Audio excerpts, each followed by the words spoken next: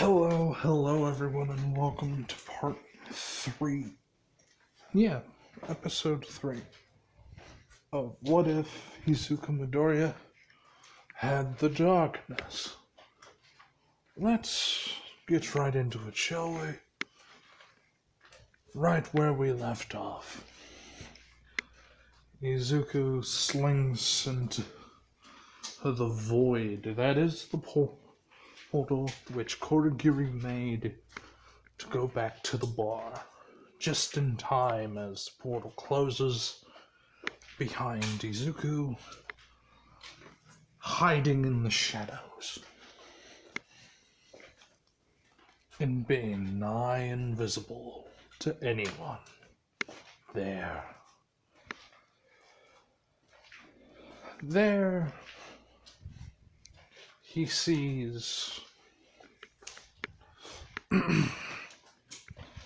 man with a black mask come over the screen. Almost immediately, as Shigaraki sits down, and Shigaraki begins to give a report to his master, all for one. Well, actually, he wouldn't be wearing the mask. He wouldn't be fucked up in the face. Huh. Almost forgot about that. He wouldn't really care if Shiggy's seen his face, but yeah. So, Shigaraki begins the debriefing as Izuku uses the dimly lit bar to slink around and does something special. His shadows bend to the will of him. They play his song, and they wish to see him rise and the light fall. So, on the roof, Izuku appears. Well, Izuku in his full set of armor. But unlike the armor which you see on screen, has more of a helmet-esque situation going on about here. So yeah. Headshots. No cranium shots, please. But yeah. Just because he doesn't die from getting shot in the fucking face doesn't mean it doesn't hurt. So, yeah. Then he doesn't want to feel how it is to die. That's kind of fucked. But, Izuku's trying to think of who should he fuck with? You know what? Yeah, I'm gonna get the portal one first. No escape. Izuku, silent as the night, uses the tentacle hold and jaw combo of the darkness to keep him fairly close to the roof, damn near hugging it. One tentacle slinks down. Shigaraki not paying attention to Korogiri, and god damn it, one moment, my apologies, as Izuku is in prime position to kill. A tentacle slithers, writhes with a mouth on it, preparing to do a quick and fairly painful death as the mouth opens wide and it juts down deep into Korigiri's neck. The least wince of pain that Korigiri could get out before it retracting is after it the head comes out, splashing some of Korigiri's Icarus blood out across the countertop and into the glass to which he was cleaning. Korigiri begins to fade away. Shigaraki screams, "What the fuck?" and just falls on his back onto the floor, starts scrambling away as Izuku turns into a black Icarus substance and just falls, seemingly leaks from the shadows to the ceiling to the floor. A left hand and a right hand, and then Izuku rises from it with heads of darkness, which are currently attempting to rip the heart of Korigiri in two ways. And Izuku, with the mouthpiece on, just laughs and says, "You see, your name is Shigaraki. Yes, I've been waiting to kill you." As Izuku just seemingly completely destroying the desk, the countertop in front of him, simply walks through it. The wood cracks and splinters and falls at Shigaraki's feet, who by this point, has stood up and proceeded to shit bricks because All for One told him about Izuku. Didn't know what he was, but he just knew if he were to see this boy run. And Shigaraki attempts to flee, but black Icarus goo flies from his mouth, covers his body, and proceeds to make him disappear. As All for One over the little monitor just says, "Well, well, well. Isn't that just lovely?" Well, I guess I don't have to go far to get you now. As a portal appears in front of Izuku, and All for One steps out.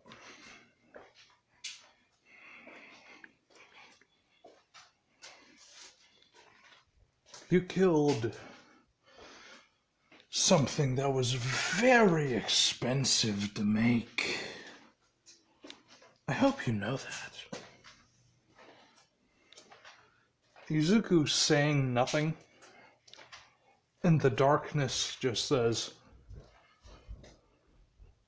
"Well then, I think we're gonna kill him too, right?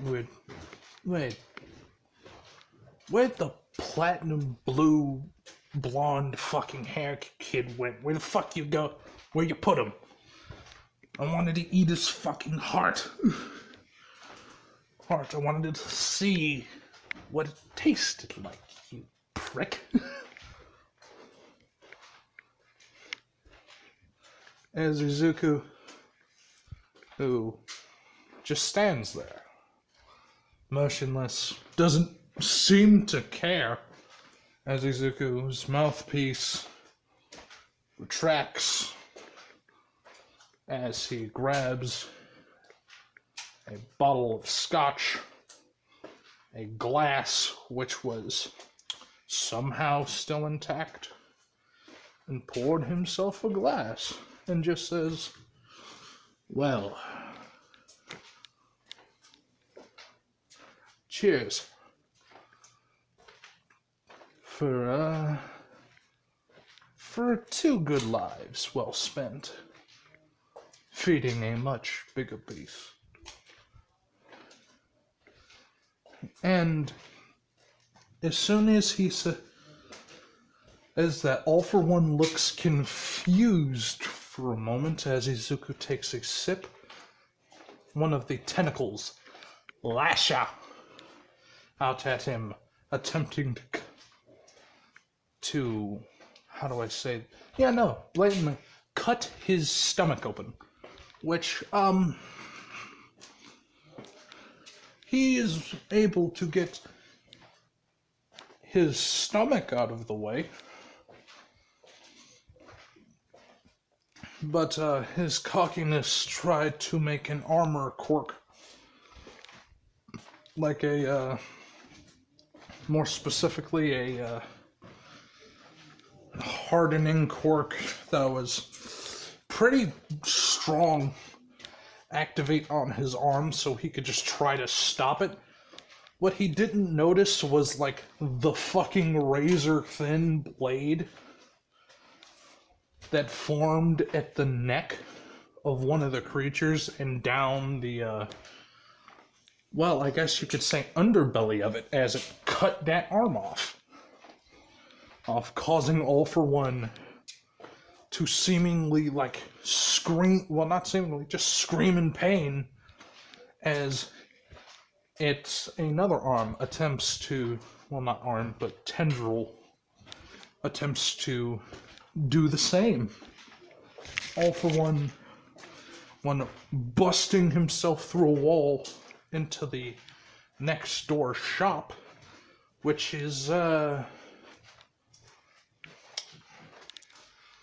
what is it? Whatchamacallit?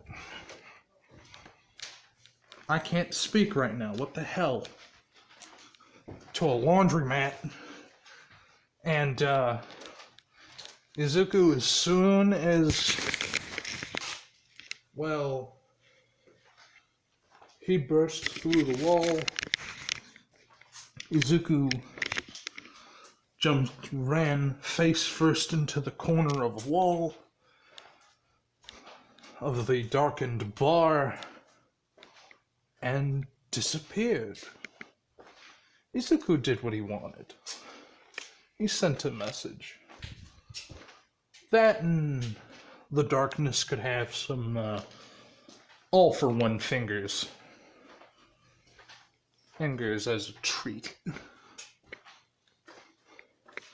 But, yeah.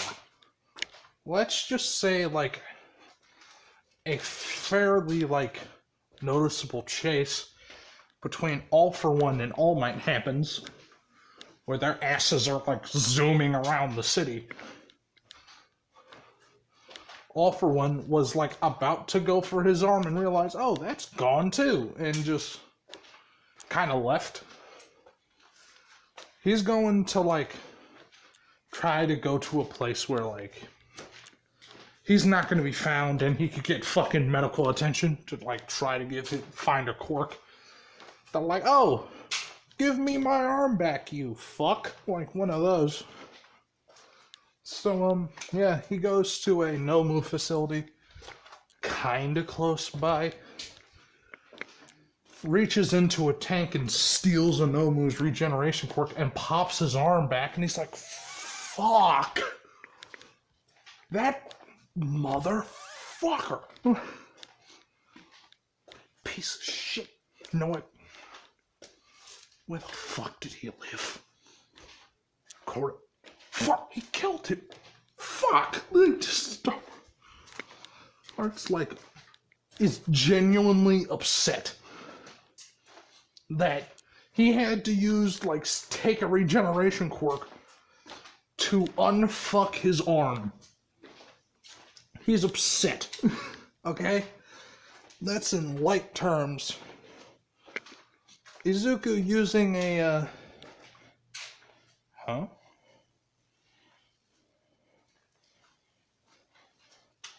Huh. But yeah. Izuku using a slight power thing that I'm gonna give him. He teleports like into the shadow of an alleyway. Undoes his suit and just walks out and walks back home. Izuku did what he wanted to do. He sent a fucking message. And he killed someone. Kind of like he's expecting to feel bad about it. But the darkness fucking suppresses that bit of his emotions. It's like, nah, you were fine. You're good, Chief. You're good. You're perfectly natural. Like, Izuku gets back. Tokiyami is like, where the fuck have you been? And it's like, I had to go deal with something. Other than that, no, well, I mean, it was kind of a big something, but it was nothing it was very much nothing that I could not handle. He just kind of, Tokiyami looks at him and is like,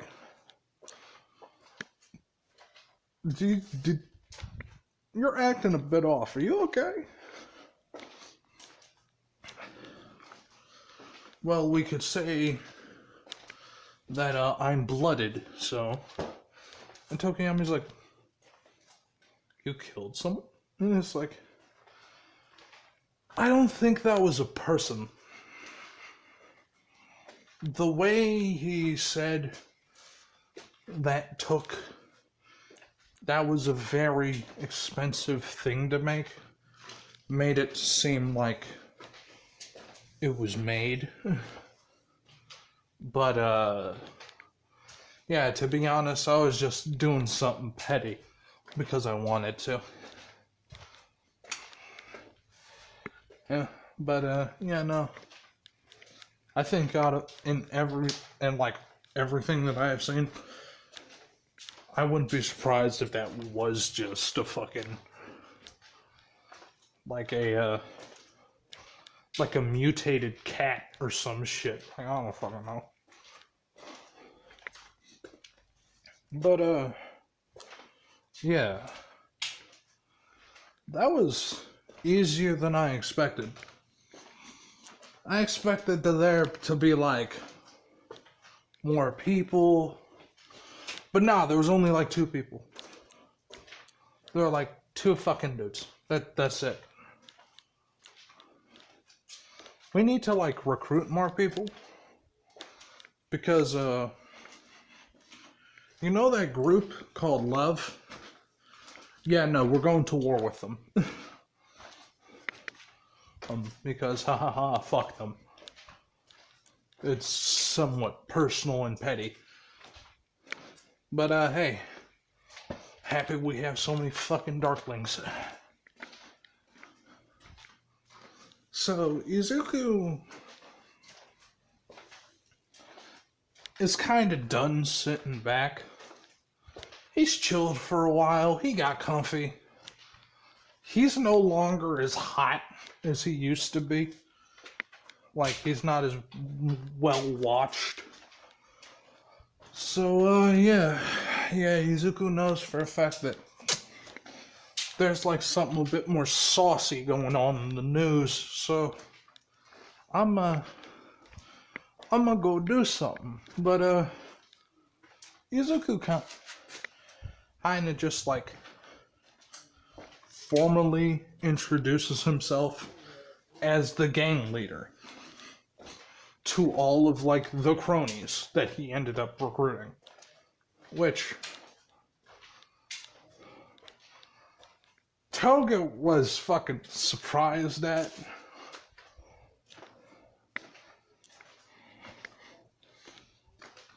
But, yeah. Everyone else was too. Like, I'm gonna skip forward a little bit to, like, about 15 to 30 days before Ida's brother got fucking crippled. But Izuku is talking with Stain. And at this point in time, him and Stain are having somewhat of a clash of ideals. But not really. It's like, whose ideals are stronger in this scenario? And Izuku is able to fucking, like, warp Stain's reality a little bit. Because Izuku has ended up giving out prime facts that, hey, do you understand, like, how stupid this society is? Just, like, and hammered home the blatant fact that, yeah, no, we could, like, pull it out of the ashes. What you're doing is good to an extent, but it's, meh. It's iffy. We could do it easier if we worked together. However, Stain eventually would relent and agree. Therefore, the hero killer Stain arc wouldn't happen. Instead, during that arc,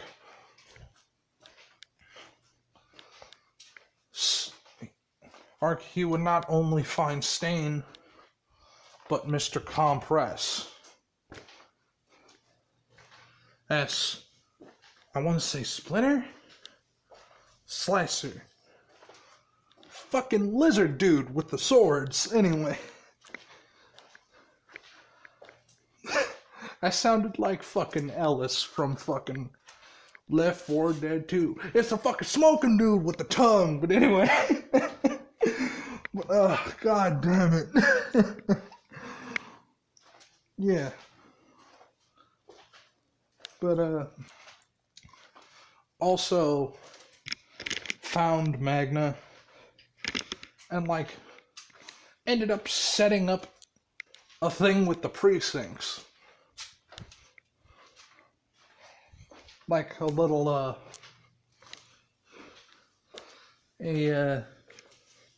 how do I say this properly? Little meetup. And, him and Izuku talk for a long time. And I'm gonna say that they brought someone with them because they kind of had to, because they wanted to keep her close because she was running away so far, like a lot.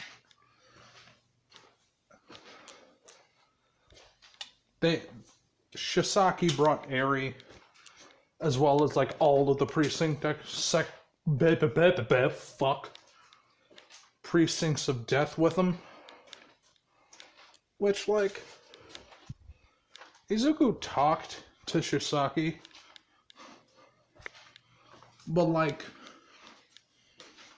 it was another, like, thing with Stain, like a clash of ideals. And he was just talking more and more about, like, how what I can do is not a quirk. You can't erase this. It's with one of your bullets.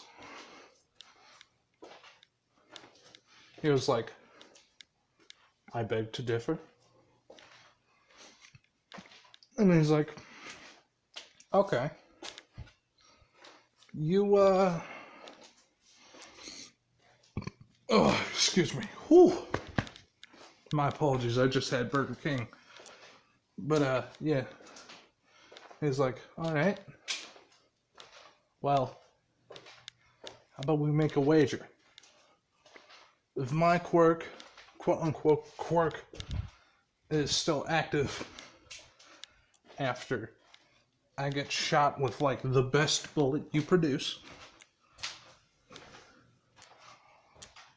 I join your game. And all of my resources are yours. But if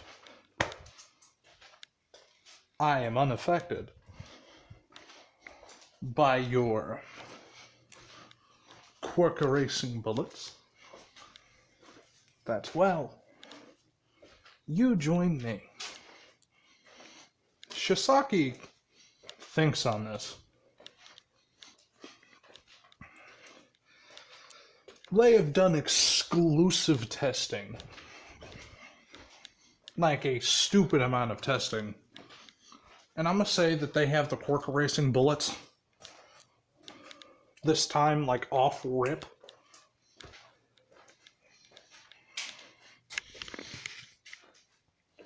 And he's like, sure. And he pulls out a gun, loads it, well, more of a revolver, loads it with a quirk erasing bullet. Hold your arm out. Izuku drops his armor, and he does. It fires into Izuku's arm. It hurts. It's like, ow, fuck. And as soon as he slams his hand on the table, all of the like the darkness comes out of Izuku's back, wraps him up in the armor, and seemingly writhes for a moment. And then they're like, fuck, that was weird. That was uncomfortable. Oh, God. Because, that would have technically, genetically, reversed his age. Izuku can't have the darkness if his age is reverted genetically. So, luckily for him, he could sweat that shit out. Because if he didn't, he would die. Because he wouldn't have the fucking darkness in him anymore. Because as soon as you lose that shit, nah. That shit, you ain't gonna be able to use it. Like at all. So, yeah. Izuku now has all of the precincts, overhaul, his gang, and the entire fucking Yakuza presence left in Japan on his back. And he immediately makes one ground rule. No more quirk erasing bullets. And like he picks up Eri and he's like, you are going to be like a little sister to me. And he just walks off. And people are like surprised that he could still move without like wincing in pain, that after a bullet basically hit him in the fucking, like, in his shoulder. And like Eri's still scared, I'm not gonna lie to you, but he said that the pain would stop, and at the moment she's like, okay, I'm not dumb. And like Izuku brings her to, where would he bring her? Like Izuku would bring her to his place, bring little Eri to his home,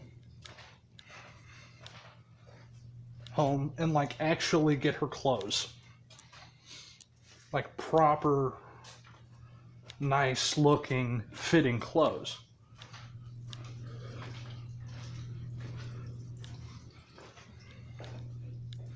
And, like, after realizing Eri does not smile, Izuku orders Shiasaki, like, in his, like, room. Well, not in his room, but, like, calls the entire precinct, tells him to call the precinct of death and all of your, like, Yakuza members together. And, Izuku told Eri, I'm going to show you that the bad man will never hurt you again. Do you want that? She nods. Alright, come on. And Izuku put her on, like, I'm gonna say that Izuku told him to, like, rent out, like, one of those old-timey theaters with, like, the little, like, seating, specialized seating that you could get, the VIP seats. Izuku sat her up, like, on a booster seat in one of those and gave her popcorn. And walked down, proceeded to give a speech, and then mid-fucking speech, like, Shiasaki gets his heart ripped out. Out through his chest. Like, I'm talking Shiasaki wasn't expecting it. At all. And no one else was. As Izuku, who didn't even break, like, talking, even when people gasped, like, what the fuck? And he was just talking, and Izuku walked over to Shiasaki's dead body and stomped his head, and it turned into a goddamn, like, how do I say this? It's fucking, his head is salsa. It's gone. Anyway, his head is now turned into salsa, which can, like, fucking, like, scared people into shutting up. And Izuku pointed up towards the rafters, where, well, not the rafters, but, like, the VIP seating. If any of you hurt that girl, I will kill you slower than anything Shiasaki could have. Are we clear? Yes, sir. Like, no one's gonna argue with that shit. Like, people were, like, already kind of, child torture. But, yeah, no, like, he's putting a stop to that shit. Right now. Izuku is not okay with it.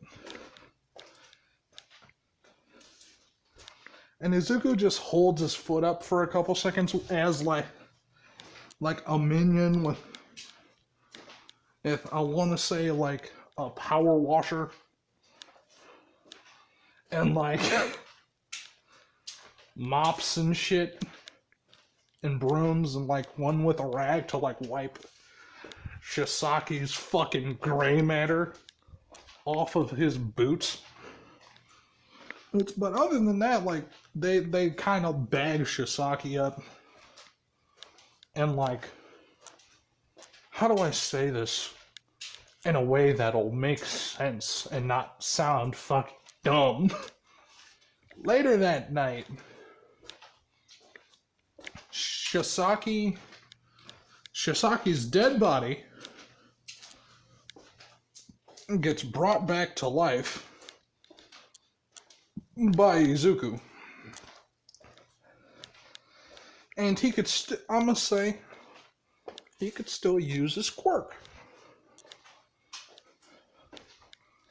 And what they had him do was simple. He walked, like, the headless body of Shiasaki walked in front of the hero agency of Night Eye,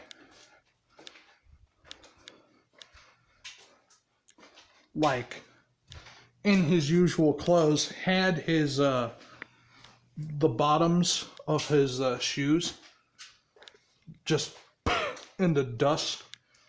His bare feet lands on the floor as two walls on each side of Shiasaki form into like these big ass, like, you know those weird ass like foam fingers? Imagine instead of like only having one finger out, it's an entire fucking hand for each, and just kind of creamed them. Which, like, they don't realize this until like 6 in the morning. So there's a lot of fucking blood. And like piece of Shiasaki kind of like got fucked with by the birds and shit. Because Shiasaki's wallet and stuff was still in there. And after that, everyone make sure, do not piss off. Like, do not piss him off. Because, like, he resurrected him, like, right in front of everyone. Which scared them even more. I'm not gonna lie to you. It got fucked. Huh.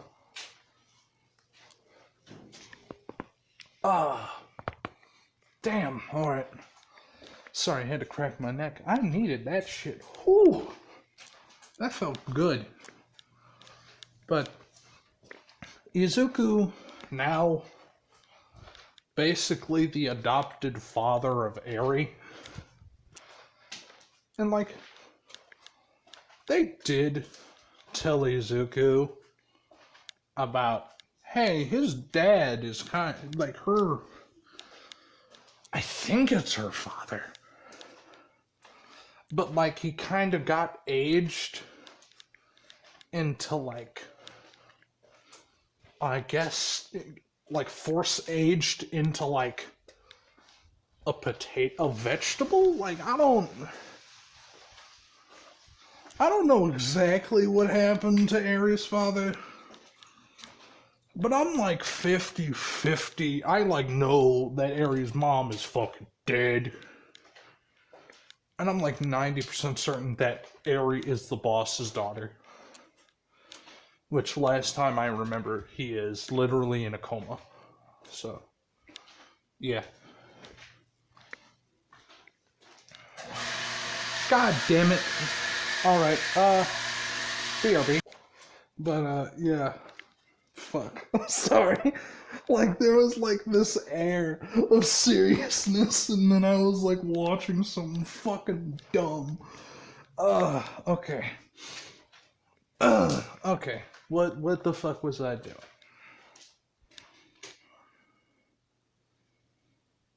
Okay, yeah, nope, I have some vague recollection. Yeah, no. After Shiasaki fucking got the squeeze, it took a while for people to realize that, hey, well, like, Shiasaki did this at 1 o'clock in the, 12 in the morning. Like, no one noticed until, like, 6. Why? Because people don't pay attention when they're fucking tired. But yeah. Izuku and fucking Eri, they're fucking like this. I'm crossing my fingers. Anyway, they get to know each other extremely well in the very short amount of time. Tokoyami is like, okay, there's a child here now. I can't smoke my weed. And yes, I'm gonna say that both of them are stoners. Why? Good question. Anyway. But more importantly, like, Izuku is just all in all, being a father.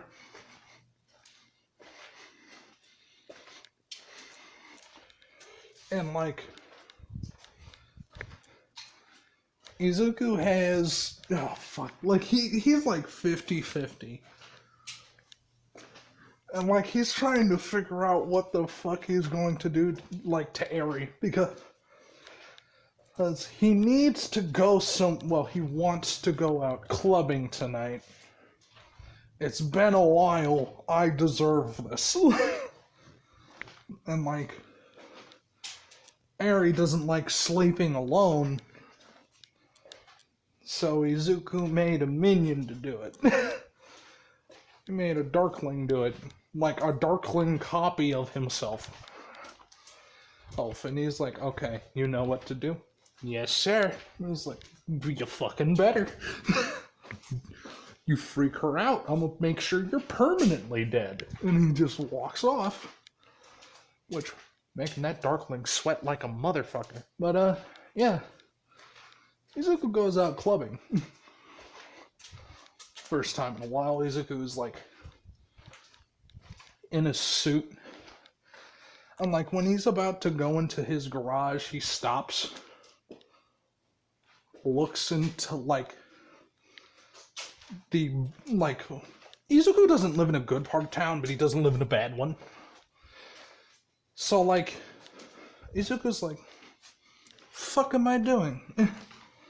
And Izuku does the biggest flex that you could possibly fucking do with these powers. Because they work to a stupid extent.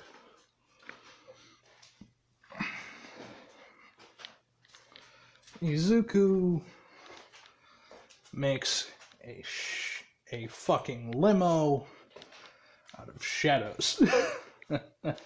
Yeah. And, like, he just looks at Tokiyami and he's like, we deserve this. And he just goes into the limo. The door immediately opens for him and Tokiyami. As they sit and they just start laughing their asses off,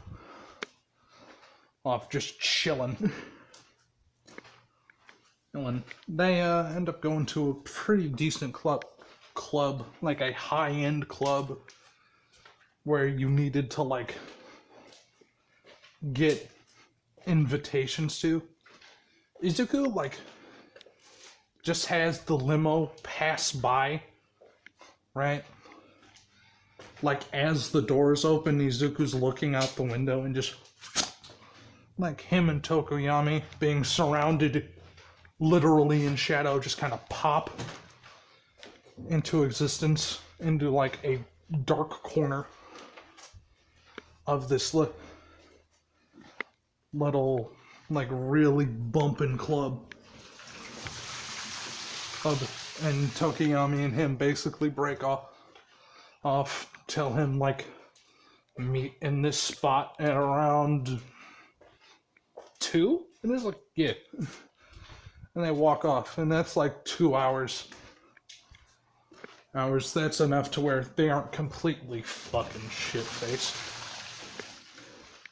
Because Izuku doesn't want to blow chunks on fucking Eri.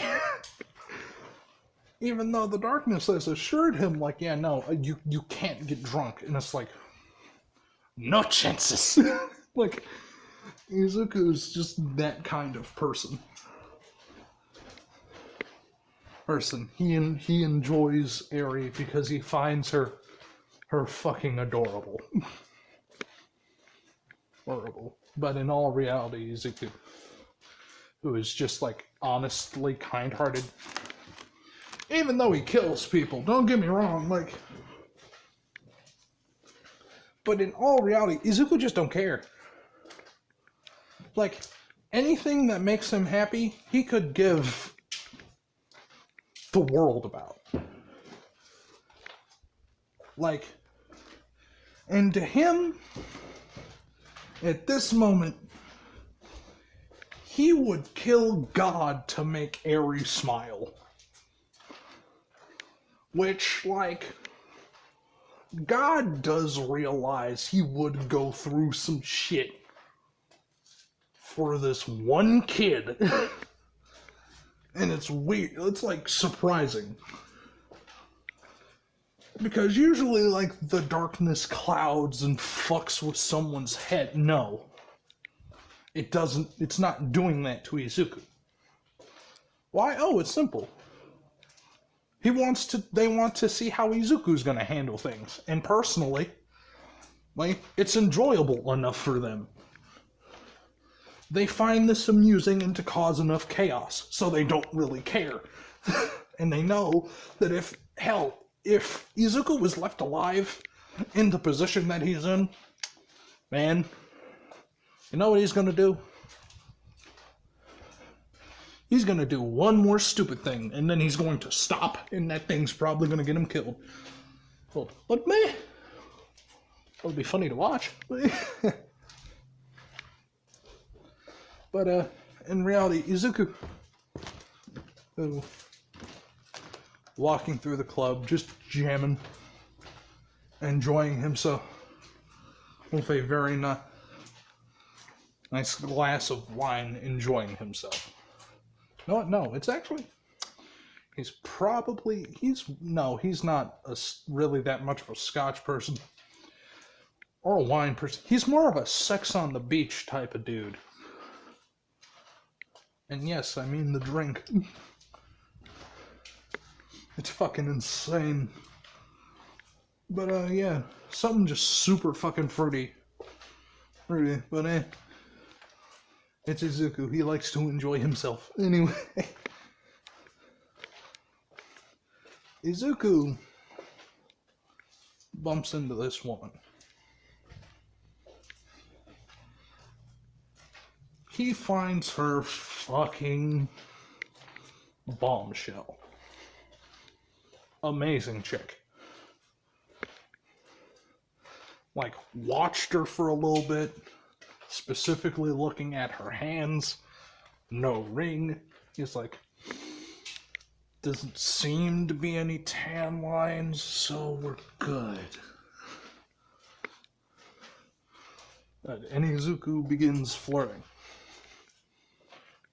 Well, he starts talking at first. She initiated the flirting.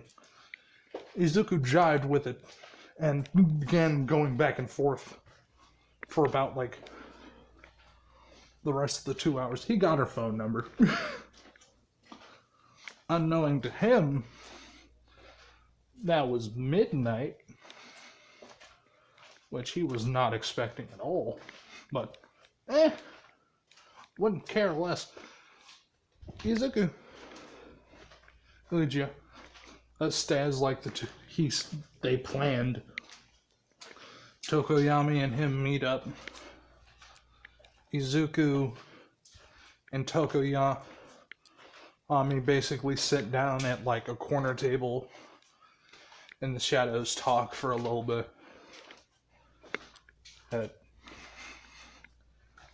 And then Izuku sees someone that he damn well did not expect to see in this club.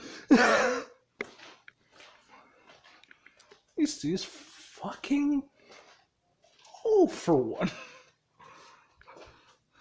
And like, it's that moment where they notice each other at the exact same time.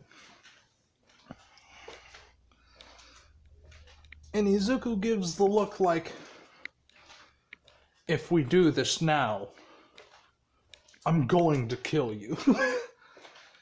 But if not, fuck off and go to the opposite corner.